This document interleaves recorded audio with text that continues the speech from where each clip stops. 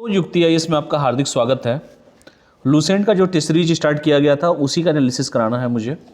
जो लूसेंट का 5 टॉपिक आप लोग को बताया गया था, जिसमें उत्तर कालीन मुगल सम्राट का टॉपिक दिया गया था, भारत में यूरोपीय वाणिज्य कंपनियों का आगमन था, बंगाल पर अंग्रेजों का आधिपत्य था, अंग्रेजों के मैसूर से संबंध, सिख अंग्रेज कंपनी के अधीन गवर्नर जनरल, अंग्रेजी शासन के विरुद्ध महत्वपूर्ण विद्रोह, 1857 का महाविद्रोह एंड भारत का स्वतंत्रता संघर्ष, ये सब टॉपिक आप लोग को दिया गया था। उससे 20 क्वेश्चंस कहा गया था कि आप लोग से टेस्ट लिया जाएगा, जो ऐप पर अपलोड कर दिया गया है। आप लोग ऐप पर जाइए और वहाँ पर जाके आप लोग टेस्ट दे सकते हैं। इसका पीडीएफ भी मिल जाएगा आपको, ऐप पे ही, वेबसाइट पे भी मिल जाएगा, ऐप पे भी मिल जाएगा। और चलिए मैं इसका एनालिसिस करा देता हूँ। जो लोग ज्वाइन होंगे उन लोग ऑलरेडी सब कुछ पता होगा, जो नहीं ज्वाइन किए होंगे जाके वहाँ पे सब्सक्रिप्शन ले सकते हैं। प्ले स्टोर पे ऑनलाइन टेस्ट सीरीज चल रहा है, लगातार टेस्ट सीरीज चल रहा है, चाहे स्टेट पीसीएस का हो, चाहे यूपीएससी का हो, चाहे वनडे एग्जाम का हो, दोनों माध्यम में भी है। ये बीपीएससी का टेस्ट सीरीज है और अब बीपीएससी का डेट आज बढ़ गया है, शायद 6 मई के आसपास पेपर अब हो गया है, 5 मई को पेपर हो गया है, तो डेट अभी और आगे बढ़ेगा।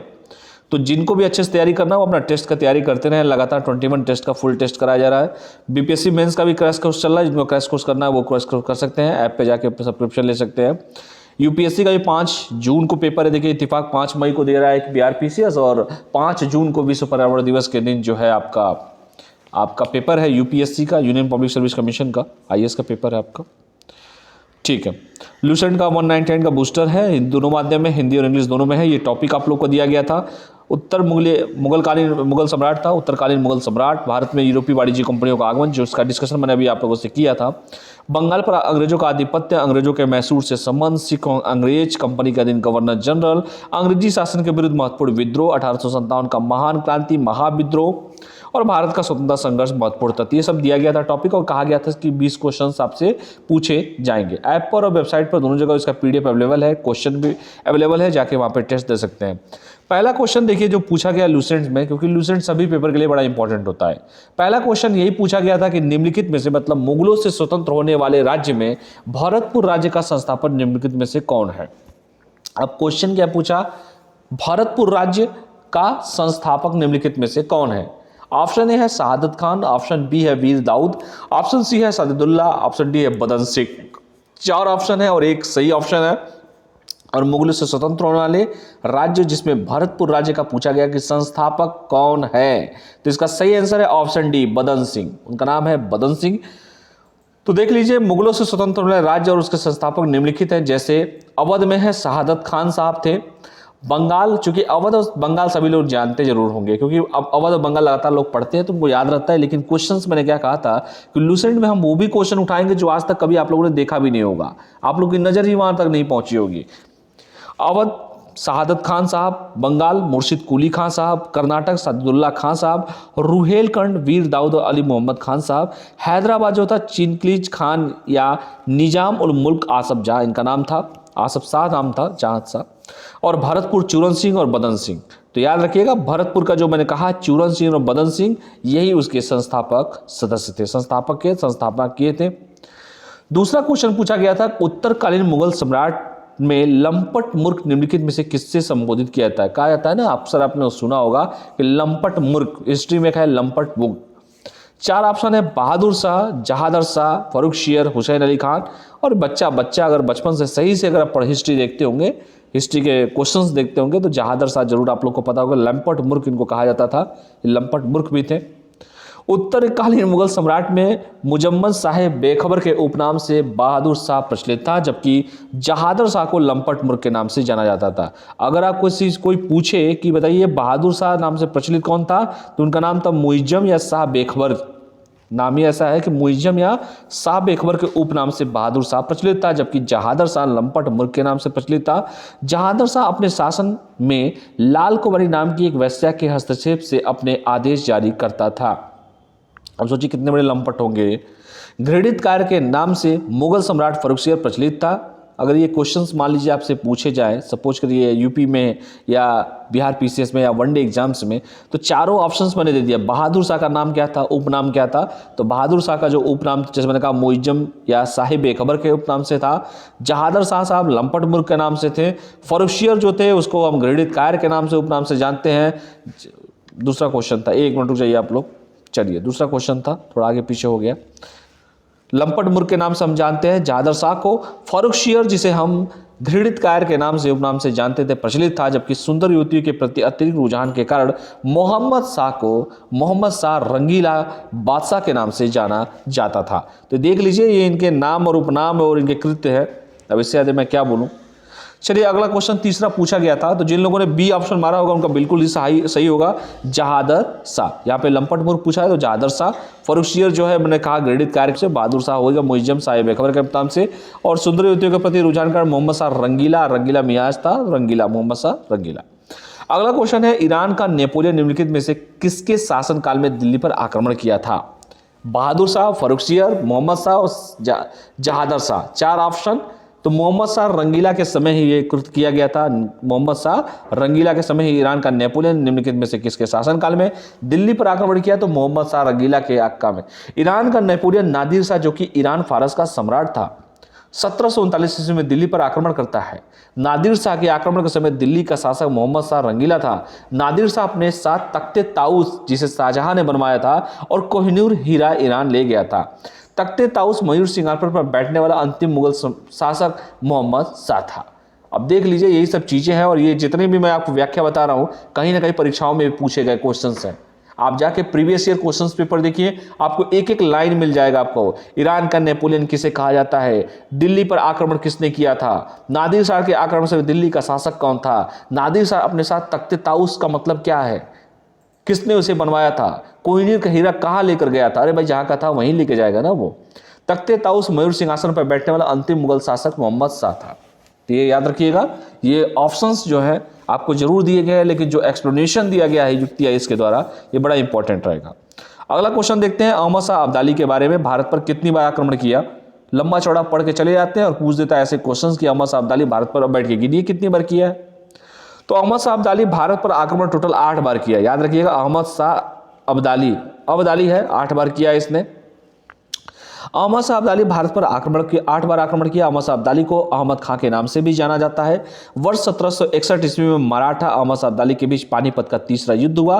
1761 ईस्वी में पानीपत का तीसरा युद्ध अहमद शाह अब्दाली और मराठों के बीच में हुआ था। प्रथम द्वितीय तो सबको पता होगा, कमेंट करके बताइएगा पानीपत का प्रथम युद्ध किसके और किसके बीच में लड़ा गया था, पानीपत का द्वितीय युद्ध किस वर्ष और किस किस के बीच में लड़ा गया था। मैं जो होमवर्क दे रहा हूं इंपॉर्टेंट है, परीक्षा में देखिए क्वेश्चंस ऐसे पूछे आते हैं। पानीपत का प्रथम युद्ध किसके किसके बीच में लड़ा गया था, किस वर्ष लड़ा गया था। पानीपत का दूसरा युद्ध किसके किसके बीच लड़ा, किस वर्ष लड़ा गया था।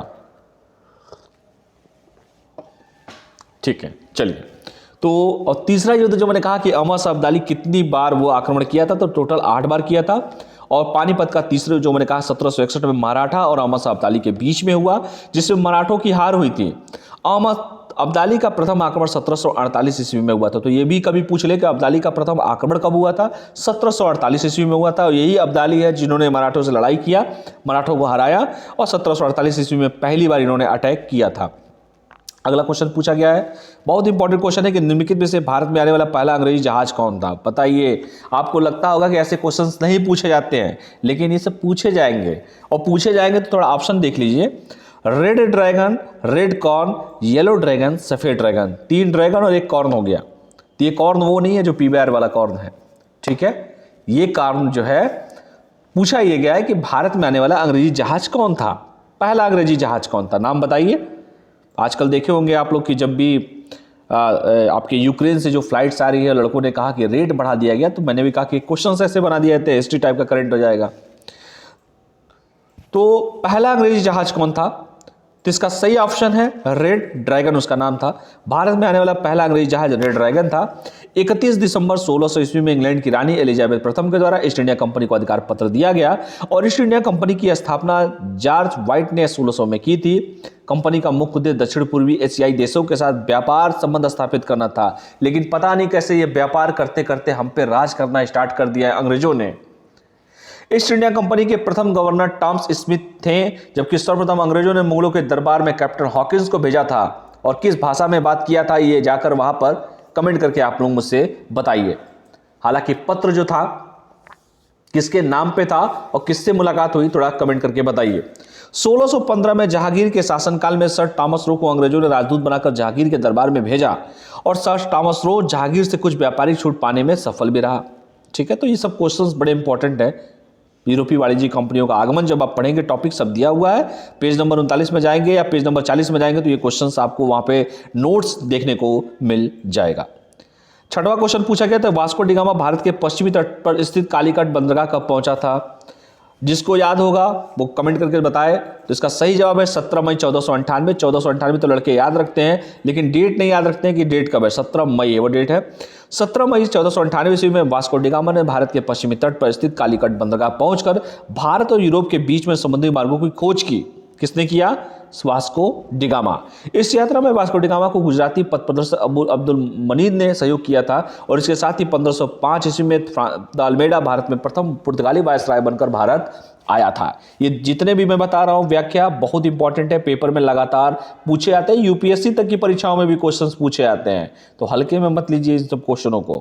बहुत लोगों को लगता है कि क्वेश्चंस रिपीट नहीं होते हैं, क्वेश्चंस मिलते नहीं है, मिलेंगे क्वेश्चंस। ठीक है, अगला क्वेश्चन देखिए, निम्नलिखित में से किस वर्ष वाणिवास का युद्ध लड़ा गया? आप बताइए किसको, अगर जिसको याद होगा वो तो कर लेगा। वाणिवास का युद्ध 58, 59, 60, 64 कब है? तो 22 जनवरी 1760 ईस्वी को तमिलनाडु के वाणिवास में अंग्रेजों द्वारा जीता गया था। तीसरा कर्नाटक युद्ध का निर्णायक युद्ध था, बेसिकली जो वाणिवास जगह पे हुआ भी था 22 जनवरी 1760 को। अंग्रेज जनरल आयरे कोटे और काउंटी डी लैली के नेतृत्व वाली फ्रांसीसी सेना को बुरी तरह पराजित किया और मार्केस डी बूसी को बंदी बना लिया गया था। तृतीय युद्ध पेरिस संधि 1763 के साथ समाप्त हुआ, जिसके तहत पुदुचेरी और चंदननगर पुनः फ्रांस को सुपुर्द कर दिए गए, लेकिन उन क्षेत्रों में केवल व्यापारिक गतिविधियां ही कर सकते थे। अगला बड़ा इंपॉर्टेंट क्वेश्चन है, प्लासी का युद्ध सभी लोग जानते हैं। प्लासी का युद्ध कब लड़ा गया था? बड़ा इंपॉर्टेंट क्वेश्चन है, मैं चाहता था थोड़ा डेट बच्चों से पूछूं कि वो डेट क्या है। तो प्लासी का युद्ध कब लड़ा गया था? तो प्लासी का युद्ध 23 जून 1757 ईस्वी को लड़ा गया। 2, 3 याद रखना, 2 के बाद 3 आता है। 23 जून 1757 ईस्वी को लड़ा गया था। प्लासी का युद्ध 23 जून 1757 ईस्वी को अंग्रेजों के सेनापति रॉबर्ट क्लाइव एवं बंगाल के नवाब सिराजुद्दौला के बीच में हुआ था। ये याद रखिएगा किसके किसके बीच में हुआ था। जिसमें नवाब अपने सेनापति मीर जाफर की धोखाधड़ी करने के कारण पराजित हुआ। अंग्रेजों ने मीर जाफर को बंगाल का नवाब बनाया। 20 जून 1756 ईस्वी को सिराजुद्दौला ने कलकत्ता की एक छोटी सी काल कोठरी में 140 ब्रिटिश कैदियों को कैद कर लिया, जिनमें से 123 कैदियों को दम घुटने से मौत हो गई। इस घटना को कलकत्ता ब्लैक होल के रूप में जाना जाता है, ब्लैक होल की घटना के नाम से जानता है। यूपीएससी में भी कई बार क्वेश्चन से देखने को मिले हैं, बड़ा इंपॉर्टेंट है, याद रखिएगा। चलिए 9वें क्वेश्चन पर सीधे चलते हैं। निम्नलिखित में से चतुर्थ आंग्ल मैसूर युद्ध किस वर्ष लड़ा गया? बताइए चतुर्थ आंग्ल मैसूर युद्ध कब लड़ा गया था? 92, 96, 98, 99। तो इसका सही जवाब है 1799 ईस्वी में चतुर्थ आंग्ल मैसूर युद्ध लड़ा गया था। 1700 इस युद्ध के समय लॉर्ड वेलेस्ली गवर्नर जनरल था। टीपू की मृत्यु के बाद श्रीरंगपट्टनम की आखिरी यानी चतुर्थ आंग्ल मैसूर युद्ध के दौरान 1799 में हुई थी और टीपू सुल्तान के राशि झंडे पर शेर की तस्वीर होती थी। टीपू सुल्तान अपने आप में, खैर इनके बारे में किसी दिन पूरा डिटेल बताऊंगा टीपू सुल्तान के बारे में। चलिए 10वां क्वेश्चन पे चलते हैं। निम्नलिखित में से सिख संप्रदाय की स्थापना का श्रेय किसे जाता है? तो गुरु अर्जुन देव, गुरु नानक, गुरु अमरदास, गुरु रामदास। इसका सही जवाब है ऑप्शन बी, गुरु नानक साहब। गुरु नानक साहब। सिख संप्रदाय की स्थापना का श्रेय गुरु नानक को जाता है। गुरु नानक के अनुयायी ही सिख कहलाए। ये बादशाह बाबर और हुमायूं के समकालीन थे और गुरु नानक गुरु का लंगर नामक सहभागी गौशाला स्थापित होता है। गुरु नानक ने अपने एक स्थानों पर संगत और पंगत स्थापित किए। संगत से तात्पर्य धर्मशाला से होता था और पंगत से तात्पर्य लंगर से होता था। और आज भी देखते होंगे गुरुद्वारा में लंगर चलता है, आप लोग जाते भी होंगे, जो लोग गए होंगे वो बड़े अच्छे से जानते होंगे कितना सद्भाव, इतना जिस तरीके से उन लोगों का तरीका है, जो एक साथ बैठने से और जो वो कल्चर दिखाई देता है, काफ़ी देखने और सुनने समझने लायक है हर सभी को। पंगत से तात्पर्य यहाँ लंगर होता है। गुरु नानक 1469 से लेकर 1539 सिख धर्म की स्थापना। गुरु अंगद गुरुमुखी लिपि नामक एक नई लिपि की शुरुआत करते हैं। गुरु अमरदास लंगर को सिख धर्म का अभिन्न अंग बनाया था इन्होंने। गुरु रामदास अमृतसर नगर की स्थापना इन्होंने किया था। गुरु अर्जुन देव अमृतसर में स्वर्ण मंदिर का निर्माण कराया था, गोल्डन टेम्पल जिसे आप कहते हैं, और पवित्र ग्रंथ साहिब को संकलित किया था। गुरु गोविंद सिंह 1606 से 1644, गुरु हर राय 1644 से 1661, गुरु हर किशन अकाल तख्त का निर्माण इन्होंने कराया था। गुरु तेग बहादुर जीटीबी, जो गुरु तेग बहादुर औरंगजेब के आदेश पर इनकी हत्या कर दी गई। गुरु तेग बहादुर हॉस्पिटल भी है दिल्ली में। गुरु गोविंद सिंह गुरु के पद को पूरी तरह से आदि ग्रंथ गुरु ग्रंथ साहिब को हस्तांतरित कर दिया और सिखों को पूरी तरह से इंटीग्रेटेड करने के लिए खालसा नामक एक सैनिक दल की स्थापना किया। इसके अलावा सिंह की उपाधि में इन्होंने ग्रहण किया था। काफी इंपॉर्टेंट क्वेश्चन है, हो सकता है पेपर में देखने को मिल जाए। अगला क्वेश्चन है कि निम्नलिखित में से किस वर्ष गुरु गोविंद सिंह जी की हत्या की गई थी। चार ऑप्शंस हैं, एक ऑप्शन सही होगा 1707, 1708, 1709, 1710। लोग ऐसे क्वेश्चंस के वर्ष भूल जाते हैं, मैंने कहा रिपीट करा दूं, 1708 ईस्वी में हुआ था। गुरु गोविंद सिंह ने सिखों के धार्मिक ग्रंथ आदि ग्रंथ, यादी तो नहीं है, आदि ग्रंथ का वर्तमान स्वरूप दिया और कहा कि अब गुरुवाड़ी सिख संप्रदाय का गुरु का कार्य करेगी। इनकी हत्या 1708 ईस्वी में नादेड़ नामक स्थान पर गुरु खान नामक पठान ने कर दी थी। अगला क्वेश्चन पूछा गया था, निम्नलिखित में से बंदा बहादुर के बचपन का नाम क्या था। रामदास, लक्ष्मणदास, सोहनदास, भगवान दास। तो इनके बचपन का नाम था, आप लोग के भी बचपन का नाम होगा, तो इनके बचपन का नाम था, बंदा बहादुर जी के बचपन का नाम लक्ष्मणदास था। बंदा बहादुर का जन्म 1670 ईस्वी में पूंछ जिले के रजौली नामक गांव में हुआ था। इनकी बचपन का नाम लक्ष्मण दास था, पिता का नाम रामदेव भरद्वाज था। 13वां क्वेश्चन पूछा गया था, निम्नलिखित में से किसके समय में बंगाल में द्वैध शासन व्यवस्था की शुरुआत हुई थी। Robert Clive, Warren Hastings, sir John Macpherson, Lord Cornwallis. और जिनको अगर इसका जवाब पता होगा वो बहुत अच्छे से इसका आंसर दिए होंगे और बहुत लोग गलती भी करते हैं। तो किसके शासन काल में हुआ था, तो रॉबर्ट क्लाइव के शासन काल में हुआ था। ऑप्शन ए बिल्कुल ही सही है। तो बंगाल में द्वैध शासन की व्यवस्था रॉबर्ट क्लाइव के समय शुरुआत हुई थी। इसने बंगाल में द्वैध शासन की व्यवस्था की शुरुआत किया, जिसके तहत राजस्व वसूलने, सैनिक संरक्षण देने, विदेशी मामले कंपनी के अधीन कर दिए गए थे, जबकि शासन चलाने की जिम्मेदारी नवाब के हाथों में होती थी। 14वां क्वेश्चन देखते हैं, निम्नलिखित में से किस वर्ष लंदन में Asiatic society of great Britain की स्थापना हुई थी। वर्ष 1813, 1815, 1820, 1823। इसका सही जवाब है किस वर्ष Asiatic society of great Britain की स्थापना हुई थी। तो ये जो ग्रेट ब्रिटेन वाला है, ऐसे क्वेश्चन देखेंगे बिहार पीसीएस में पूछेगा।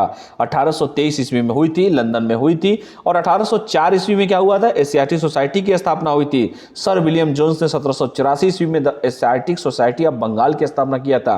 तो यहाँ पे शब्दों के कंफ्यूजन से बचिएगा। 3 क्वेश्चंस के 3 आंसर दिए गए।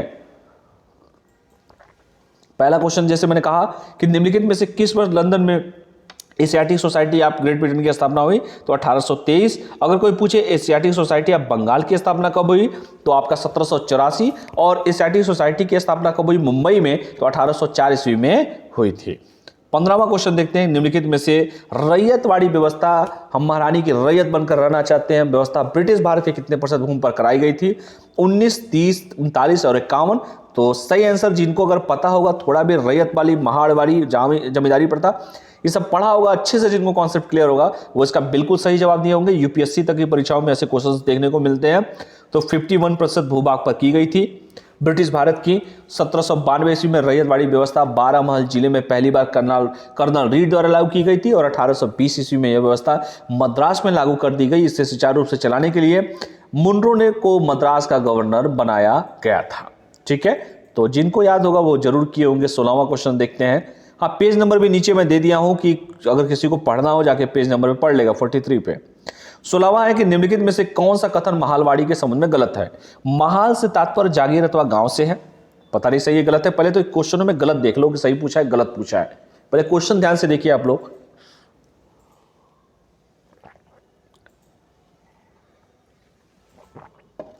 शाम का वक्त हो गया है, तो निम्नलिखित में से कौन सा महालवाड़ी के संबंध में असत्य है।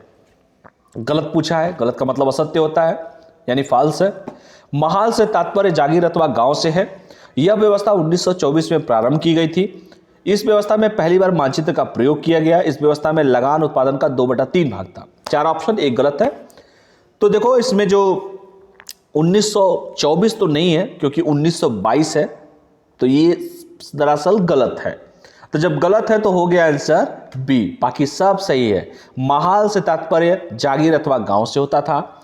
इस व्यवस्था में सरकार ने राजस्व के लिए कृषकों से सीधा संपर्क नहीं किया, बल्कि गांव या जागीरों के मुखिया को राजस्व वसूली का आधार बनाया। अब बताओ क्या होगा, बीच में ब्रोकरिंग का काम होगा। यह व्यवस्था वर्ष 1922 में प्रारंभ हो गई थी। इस व्यवस्था के जन्मदाता हार्ट मैकेंजी साहब थे। साहब क्या बोलूं, हार्ट मैकेंजी था।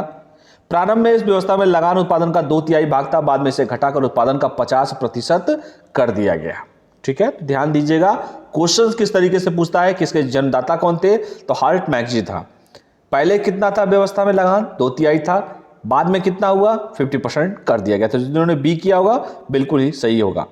17वां क्वेश्चन देख लीजिए, निम्नलिखित में से किस वर्ष बिरसा मुंडा का जन्म हुआ। कितना खूबसूरत क्वेश्चन है। बिरसा मुंडा हमेशा बिहार पीसीएस में एक क्वेश्चन तो लग रहता ही है इनके नाम से। बिरसा मुंडा, बाबू कुंवर सिंह और लोकनायक जयप्रकाश नारायण, महात्मा गांधी जी का चंपारण, असहयोग आंदोलन। अगर ये क्वेश्चन नहीं पूछा तो क्या पूछा बीआरपीसीएस में? निम्नलिखित में से किस वर्ष बिरसा मुंडा का जन्म हुआ था? राजेंद्र प्रसाद से क्वेश्चन ना पूछा तो क्या पूछा? आचार्य नरेंद्र देव। ये सब फेट क्वेश्चन, हमेशा क्वेश्चन ये सब मिलते रहते हैं, हमेशा सबसे फेवरेट क्वेश्चन है। निम्नलिखित में से किस वर्ष बिरसा मुंडा का जन्म हुआ था? 15 नवंबर 1875, 15 नवंबर 1876, 77 और 78। सही आंसर क्या है कमेंट करके बताइएगा आप लोग, लेकिन खैर आप लोग कमेंट तो बाद में करेंगे, हम ही बता देते हैं पहले। 15 नवंबर 1875 ईस्वी में इनका जन्म हुआ था। 14 नवंबर को बाल दिवस, एक दिन बाद बिरसा मुंडा जी का जन्म हुआ था। 15 नवंबर 1875 ईस्वी को पलामू जिले के तमाड़ के निकट उल्हातू नामक गांव में हुआ था। 1895 ईस्वी में बिरसा मुंडा ने अपने आप को ईश्वर का दूत घोषित किया।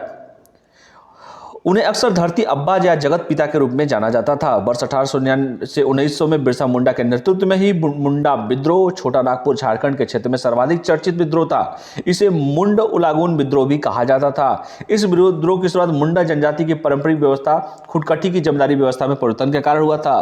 फरवरी 1900 में बिरसा मुंडा को सिंहभूम में गिरफ्तार कर रांची जेल में रखा गया, जहां 1900 में उनकी मृत्यु हो गई थी। बड़ा इंपॉर्टेंट क्वेश्चन है, क्वेश्चन बहुत पूछे जाते हैं। अगला क्वेश्चन देखते हैं। निम्नलिखित में से 1857 ईस्वी में क्रांति के समय भारत का गवर्नर जनरल कौन था? और बताओ, ये नहीं क्वेश्चन पूछेगा तो क्या पूछेगा? 1857 का महाविद्रोह, चर्बी वाला कारतूस, मंगल पांडे, बाबू कुंवर सिंह। इस हमेशा एक क्वेश्चन, दो क्वेश्चन देखने को मिलते हैं हर परीक्षाओं में। 1757 से लेकर 1857 के बीच में जो दर्द झेला गया था, जो इतने आक्रोश था, वो कहीं ना कहीं 1857 की क्रांति या 1857 के महाविद्रोह में देखने को मिलता है। चाहे आर्थिक हो, सामाजिक हो, राजनीतिक हो, धार्मिक हो, हर क्षेत्र में अंग्रेजों के द्वारा जो